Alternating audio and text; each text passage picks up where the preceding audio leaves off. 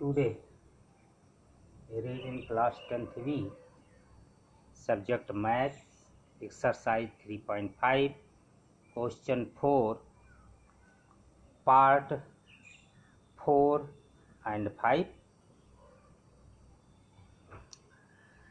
Place A and B are 100 kilometre. इसका figure मैंने दे दिया है। प्लेस ए और बी के बीच की दूरी 100 किलोमीटर है। Apart on a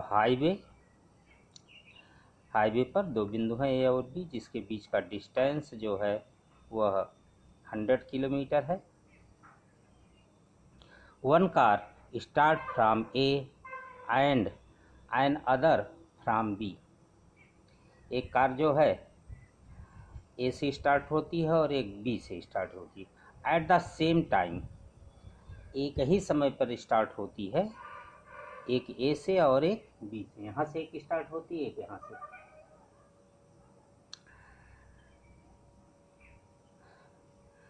if the cross travels in the same direction at different speed, जो कार ए और बी से स्टार्ट होती है वो जाती है एक ही दिशा में, लेकिन स्पीड अलग अलग है। मीट इन 5 आवर, और एक दूसरे से 5 घंटे बाद मिल जाती है। तो हमने यह बिंदु सी इसलिए बनाया है कि इसी बिंदु पर यहाँ से जो कार चल रही है यहाँ से चल रही है और एक ही दिशा में जा रही है, यानी लेफ्ट टू राइट की ओर, और सी पर जाकर के एक दूसरे से मिल जाती हैं 5 घंटे बाद। If they travel towards each other, अगर एक दूसरे की ओर जाती हैं, यानी ए वाला लेफ्ट टू राइट की ओर और बी वाली प्लेस पर जो कार है वह राइट टू लेफ्ट की ओर जाती हैं, तो कहते हैं दे मीट इन 1 आवर, तो 1 घंटे बाद मिलती हैं। What are the speed of the 2 cars, तो दोनों कार की स्पीड क्या है। तो यहाँ हम लेट करते हैं, let the speed of car A B x kilometre per hour and speed of car B y kilometre per hour. एक कार की स्पीड हमने x किलोमीटर प्रति घंटा मान लिया और दूसरी की y किलोमीटर प्रति घंटा। यह जो ए से चलती है, जो बी से चलती है, सी पर मिलती है, मीट करती है और 5 घंटे बाद मिलती है। तो हम क्या करें कि स्पीड को टाइम से गुणा कर दें तो डिस्टेंस हो जाता है। यानी इस कार ने जो डिस्टेंस तय किया है वह ए से लेकर के सी तक का डिस्टेंस तय किया है, और यह डिस्टेंस ए से सी का यह 5x होगा, क्योंकि 5 घंटे बाद मिलती है तो टाइम जो है 5 आवर है और स्पीड x माने हैं। तो स्पीड को टाइम से गुणा कर दीजिए, टाइम से मल्टीप्लाई कर दीजिए, तो हमको डिस्टेंस मिलता है। तो ये डिस्टेंस हो गया 5x। कह रहे हैं जब एक ही दिशा में चलती हैं, एक दूसरे की ओर चलती हैं, ए वाली जब इधर जाएगी और ये वाली इधर जाएगी, तो कहते हैं 1 घंटे बाद मिलती हैं। तो अगर 1 घंटे बाद मिलेंगी तो यह डिस्टेंस हो जाएगा यहाँ से यहाँ तक का y। अब अकॉर्डिंग टू क्वेश्चन हम देखते हैं। अकॉर्डिंग टू क्वेश्चन पहला क्वेश्चन बनता है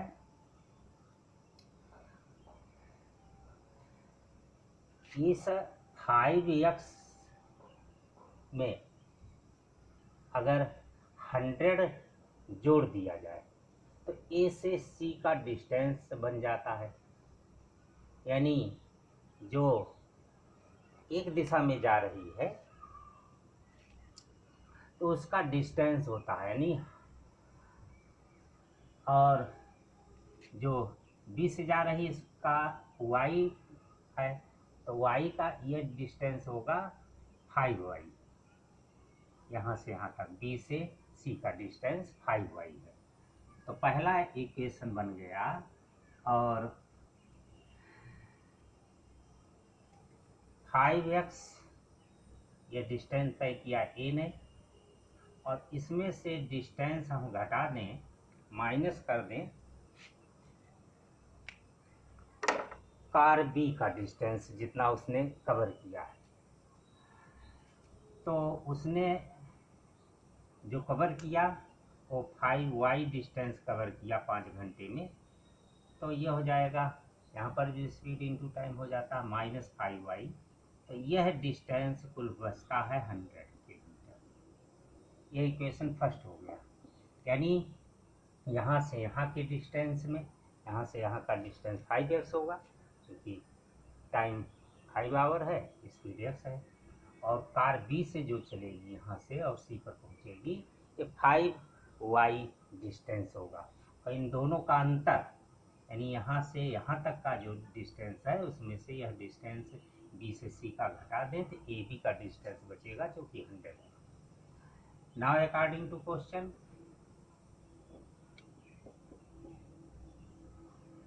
यहाँ देखें यह जो है 1 घंटे चलेगी तो x किलोमीटर चलेगी, और मान लीजिए यहाँ मिलती है डी पर, तो और बी वाली इधर चलेगी तो y किलोमीटर चलेगी 1 घंटे में, क्योंकि speed x kilometre per our है, 1 घंटे में स्पीड x किलोमीटर और y किलोमीटर पर आवर है। तो 1 घंटे में जो डिस्टेंस होगा 1 से मल्टीप्लाई करेंगे x को, तो आ जाएगा x किलोमीटर और y kilometre. According to question x plus y is equal to 100 kilometre. अब इन दोनों का जोड़ 100 किलोमीटर हो जाता है। इन दोनों इक्वेशन को किसी भी मेथड से, जिस भी मेथड से करें, इसमें केवल करना ये है कि इक्वेशन सेकंड को 5 से मल्टीप्लाई कर दें तो x इक्वल हो जाएगा और y भी इक्वल हो जाएगा। तो y डिफरेंट साइन में है तो कट जाएगा, और x जुड़ करके 10x हो जाएगा, यहाँ 200 हो जाएगा। तो 10 से 200 को डिवाइड कर देंगे तो 20 किलोमीटर आ जाएगा। ऐसे अदर क्वेश्चन भी सॉल्व करेंगे, वैल्यू रखेंगे फिर x की तो y निकल आएगा। चलिए, नहीं 5 से यहाँ मल्टीप्लाई करने पर 500 हो जाएगा, 500 प्लस 100 इक्वल टू 600 होगा 10x। तो 60 किलोमीटर स्पीड आएगी x की, और इसी तरीके से x की वैल्यू रखेंगे तो y की स्पीड आ जाएगी। यहीं तक केवल सॉल्व करा रहे हैं, इक्वेशन बना दिया मैंने, अब आप इसे सॉल्व कर लेंगे। क्वेश्चन 5 है, solve the against part of equation first and second, find the value of x and y by elimination. Half part elimination से सॉल्व करेंगे और फिर वैल्यू रखेंगे तो सब्स्टिट्यूशन मेथड हो जाएगा। क्वेश्चन 5 है,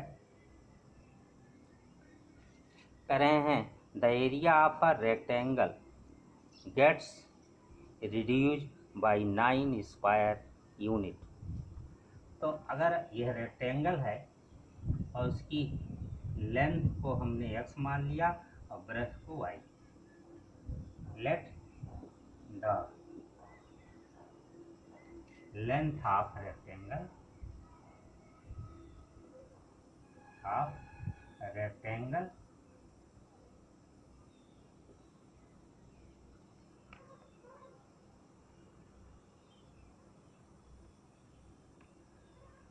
dx मीटर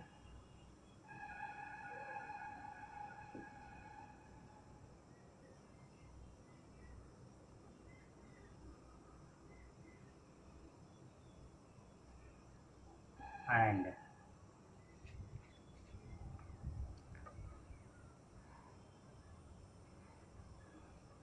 या मीटर न मान करके यूनिट में मान लें तो यूनिट हो गया। And breadth of rectangle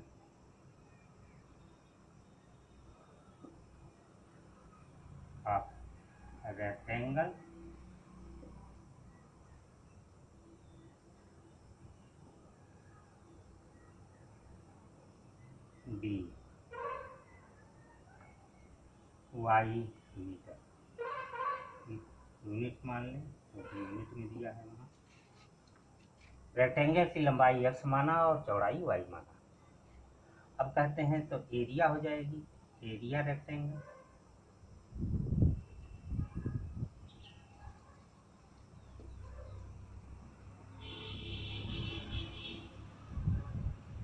equal to x y, लंबाई को चौड़ाई से गुणा किया तो एरिया हो गया x इंटू वाई। अब अकॉर्डिंग टू क्वेश्चन पर आते हैं, इक्वेशन बनाते हैं। ये कह रहे हैं कि रिड्यूज हो जाता है 9 स्क्वायर यूनिट, और क्या रिड्यूज होता रहता है एरिया, एरिया है एक्स वाई, इसमें से 9 मैंने कम कर दिया। लेकिन इस स्थिति में क्या होता है, if its length is reduced by 5 unit, जो लेंथ है वो 5 यूनिट कम हो जाती है, तो एक्स से मैंने 5 घटा दिया। अब भी एरिया ही निकाल रहे हैं क्योंकि ये लेंथ हो गई एक्स माइनस 5, और and breadth is increased by 3 unit, और चौड़ाई जो है वह 3 यूनिट बढ़ जाती है, यानी धन कर दिया। तो यह भी लंबाई और चौड़ाई है, क्योंकि अब नई लंबाई यह हो गई, चौड़ाई यह हो गई, तो गुणा कर इसे करें तो एरिया मिल जाता है। इधर भी एरिया है, इधर भी एरिया है, दोनों पार्ट एरिया में है। यह आ जाता है एक्स वाई माइनस 5 वाई या plus 3x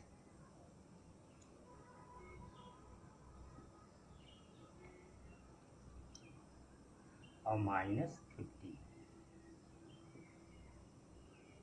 equal to x y minus 9। X y दोनों ओर से कैंसिल हो जाता है, इक्वेशन बन जाता है 3x minus 5y equal to minus 9 उधर है, 15 उधर जाएगा, पॉजिटिव हो जाएगा, तो 15 से 9 सब्ट्रैक्ट हो जाएगा, आ जाएगा 6।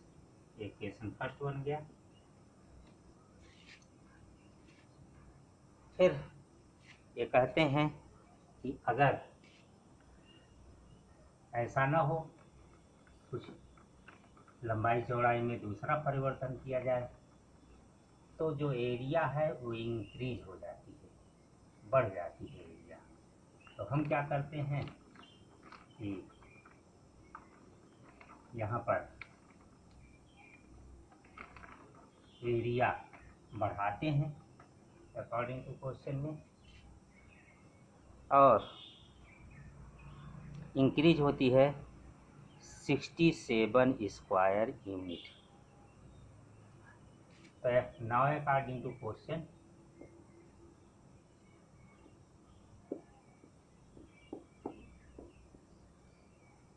एक्स वाई में यह एरिया है, इसमें इंक्रीज होता है 67 यूनिट। फिर आगे यह भी दिया गया है कि कितना यूनिट कौन बढ़ता है और कौन घटता है।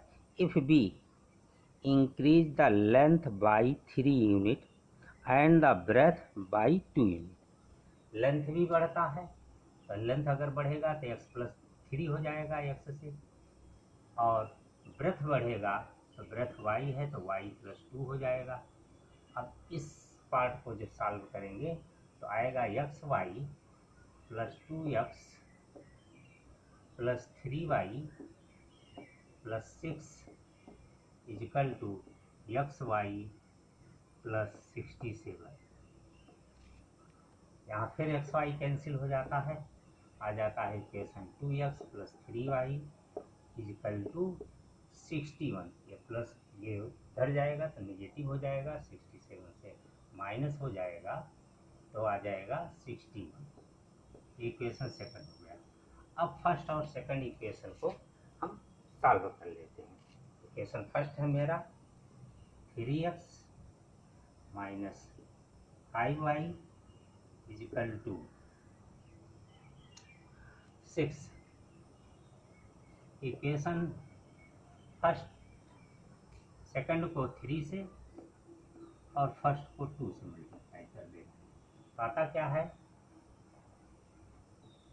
यहाँ पर 6x आल्टर में चूँकि मल्टीप्लाई करते हैं प्लस 9y इजिकल टू 3 1 जा 3 3 6 जा 18। और इसमें हम 2 से मल्टीप्लाई करते हैं तो ये भी 6x हो जाता है माइनस 10y इजिकल टू 12। इन दोनों इक्वेशन को हम सॉल्व कर लेते हैं, xy की वैल्यू निकल आएगी।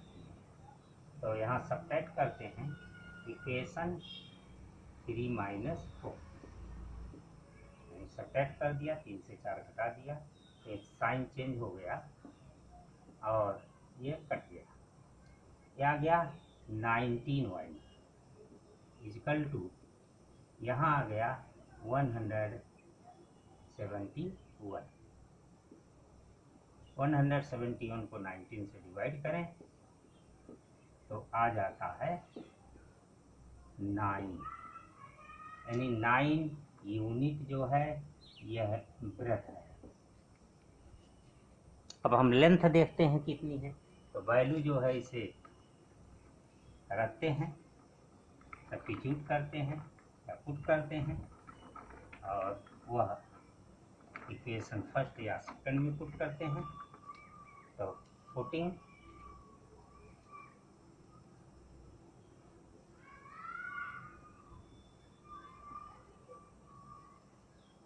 वैल्यू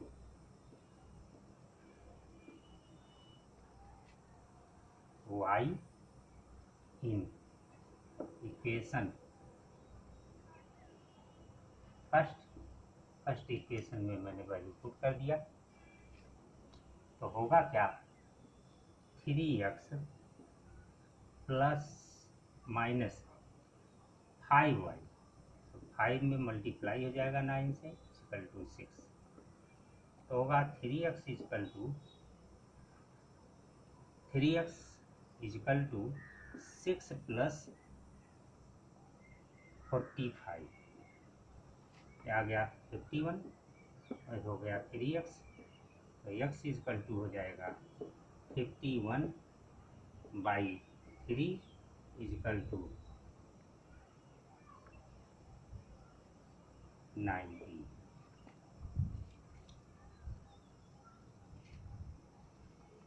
यानी लंबाई जो है वह 17 यूनिट है और 17 यूनिट, और चौड़ाई जो है तो यहाँ आंसर लेते हैं, therefore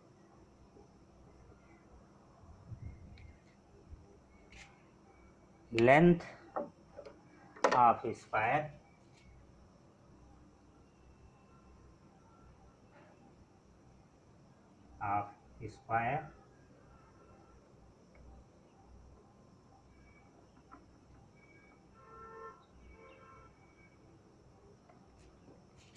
is 17 unit and breadth of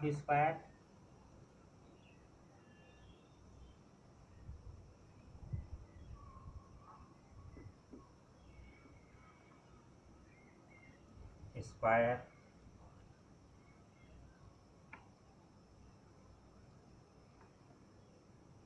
is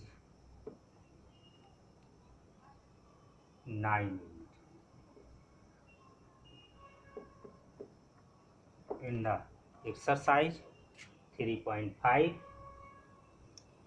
question 4 and 5, against day you read in exercise 3.6 assuming mean method से सॉल्व किया जाएगा क्वेश्चन, क्योंकि इसके डिनोमिनेटर में वेरिएबल नंबर है। In the exercise 3.5